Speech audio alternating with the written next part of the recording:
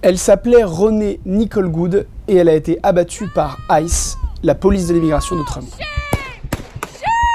Mais avant elle, il y a eu Carlos Roberto Montoya, Jamie Alanis Garcia, bref, la police de l'immigration de Trump est réputée pour ses méthodes violentes. Aujourd'hui, je vais vous raconter d'autres bavures de ICE. Silverio Villegas González. On est le 12 septembre 2025. Silverio Villegas González vient de déposer ses enfants à l'école dans le quartier de Franklin Park, près de Chicago. Derrière lui, des officiers de ICE le suivent et l'arrêtent. Silverio tente de s'échapper, mais un des agents lui tire dessus à bout portant.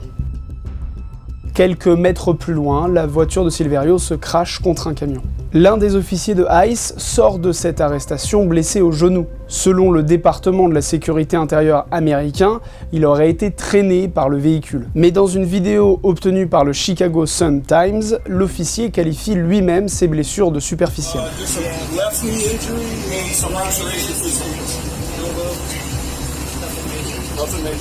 Silverio Villegas González, lui, a été tué. Rafi Choued.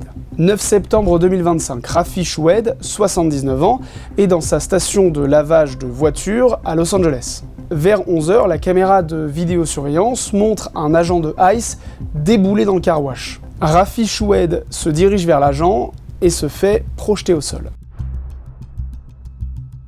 Une caméra à l'extérieur montre des agents arrêter un des employés de Rafi. L'homme de 79 ans tente de s'interposer, et cette fois-ci, il se fait plaquer au sol.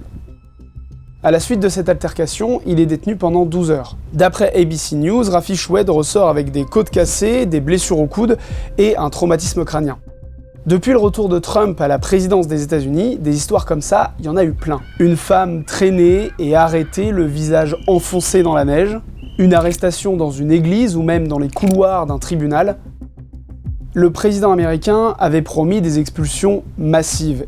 Et depuis, ICE fait planer une atmosphère de terreur dans les grandes villes américaines. D'après le Guardian, en près d'un an, 328 000 personnes ont été arrêtées et 327 000 ont été expulsés. Si vous voulez en savoir plus sur les bavures de ICE depuis un an, vous pouvez retrouver l'article de Brice Le Borgne sur le site de Libération.